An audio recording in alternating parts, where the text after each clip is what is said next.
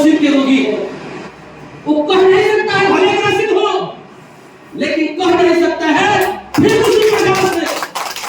Bharatiya Janata party की सरकार ने भारतीय जनता पार्टी की कार्यकर्ता भी बवासीर के रोगी से ग्रसित है, लेकिन कहने के लिए मजबूर नहीं है तो उसका झंडा होता है।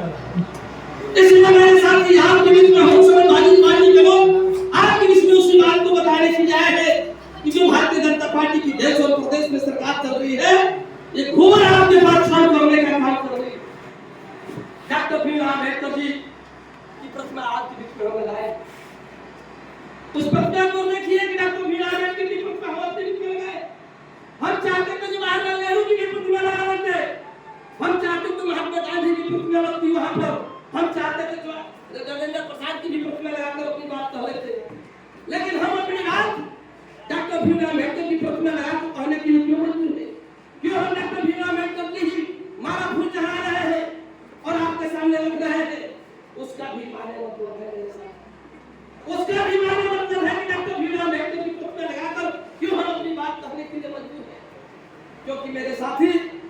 जिस समय यह देश गुलामों की गुलामी से जकड़ रहा था और ब्रिटिश हुकूमत के पीछे जो जकड़ी व्यवस्था दी थी, उस समय डॉक्टर भीमराव अम्बेडकर ने इस धरती पर जन्म लेने का काम किया और जन्म लेने के बाद जब उन्होंने आंखें खोली थी, तो जब उन्होंने आंखें खोली थी और समाज की जो उन्होंने व्यवस्था को देखा था, तो समाज ने इतनी ही विसंगतियां दिखाई दिया कि उसी समय उन्होंने कसम खा लिया था, उसी समय उन्होंने कसम खा लिया कि जब तक इस समाज की दुर्व्यवस्था को, समाज में ऊंच नीच के खाई को और समाज में विसंगतियों को मिटा नहीं दूंगा, तब तक मुझे धरती पर आने का कोई उचित नहीं है। वो कसम डॉक्टर भीमराव अम्बेडकर ने खाया था, दूसरा कोई नेता और दूसरा कोई समाज छोड़ धरती पर नहीं खाया। इसलिए मैं कहने के लिए बात मजबूर है कि उन्होंने सारी पीड़ा को सहा, जो उस समय आपको बोलने का अधिकार था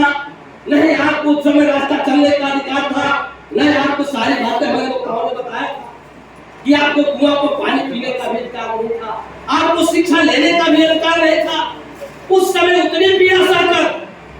और उसी वेदना के साथ डॉक्टर भीमराव अम्बेडकर ने आपकी पीड़ा को अपने आप के साथ किए थे। अब सोचिए कि आज वो आजाद भारत में संभव नहीं, आजाद भारत में आप कल्पना भी नहीं कर सकते हैं कि डॉक्टर भीमराव अम्बेडकर ने पीड़ा सहकर अपनी बातें उन्होंने अपने साथ में किया था। अपने साथ ही नहीं किया, बल्कि उनकी पूरी शिक्षा तैयारी हो गई कि आपका अधिकार दिलाने के लिए पूरी उन्होंने ताकत छोड़ दिया। और वो ताकत किसने दिया? जब उनको मौका मिला तो ताकत भारतीय संविधान बनाकर उन्होंने देने का काम किया और भारतीय संविधान ने सारी आपको ताकत दे दिया। ये मेरे बहुजन समाज के लोगों, ये हमारे शोषित समाज के लोगों, ये हमारे पीड़ित समाज के लोगों, जब भी तुम जग जाए, आज तुम सोए हो, जब भी तुम जग जाए तो उस भारतीय संविधान से अपने अधिकार को लेने का काम कीजिएगा। आपको मैं सोने नहीं दूंगा, आप भले आप सो रहे हो, अधिकार को जाग रहे नहीं जाग रहे हो, लेकिन भारतीय संविधान में हम व्यवस्था देकर जा रहे हैं कि जब भी आपका जगना तो जाकर अधिकार को छीने लो। जो आप बोल रहे हैं, सुन रहे हैं, या प्रधान से लेकर प्रधानमंत्री की कुर्सी पर आप जो बैठा रहे हैं, अगर किसी का इसमें देन है मेरे साथी, तो डॉक्टर भीमराव अम्बेडकर के देन है, किसी का देन है। अगर साधु ठाकुर यहाँ पर बोल रहा है तो किसी ने हैसियत मुझे आपको बल प्रदान किया है, तो डॉक्टर भीमराव अम्बेडकर है, दूसरा कोई देन नहीं। इसलिए अपनी बात हम कहने के लिए मजबूर है आपके सामने कि समाजवादी पार्टी के राष्ट्रीय अध्यक्ष आदरणीय अखिलेश यादव ने हम समाजवादी पार्टी के लोगों को आपके बीच में भेजा कि जाइए और उन लोगों को जगाइए, क्योंकि डॉक्टर भीमराव अम्बेडकर ने उस समय भी कहा था मेरे साथी, यदि गुलामों को गुलामी का एहसास करा दिया जाए तो जंजीरें तोड़ देगा। मेरी बात समझने की कोशिश कीजिए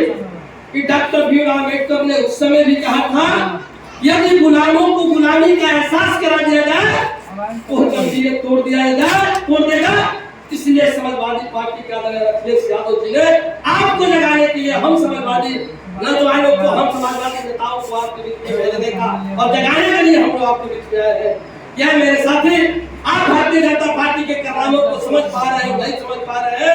लेकिन हम आपको बताने के लिए आए हैं कि भारतीय जनता पार्टी आपका घोर दुश्मन है, आपका अधिकार का हनन कर रही है, आपके बच्चों का अधिकार का हनन कर रही है, राशन में उधार कर रखी है। बाबा ठीक से जानते हैं कि राशन कहां से आता है, बाबा के पास अध्ययन भी होगा। ये राशन कोई मोदी जी अपने बाप के पिताजी के खेत से पैदा करके नहीं देते हैं, न जोगी जी अपने खेत से पैदा करके देते हैं। वो राशन किसान पैदा करता है, वो राशन मजदूर पैदा करता है, दूसरा कोई पैदा नहीं करता। इस देश के किसान का ही अधिकार उस राशन पर है, और आप कह रहे हैं कि मुफ्त में राशन खिला रहे हैं। राशन किसी के घर से नहीं आता है मेरे साथी, और आपके बीच में भारतीय जनता पार्टी के लोग बदलाने का काम करते हैं कि हम आपको मुफ्त में राशन खिला रहे हैं। कौन सी ऐसी पार्टी इसके पहले थे कि आपको मुफ्त में 5 किलो राशन देती थी? न कांग्रेस ने दिया, न भाजपा ने दिया, न सपा ने दिया, न भाजपा ने दिया। लेकिन भारतीय जनता पार्टी ऐसी पार्टी है जो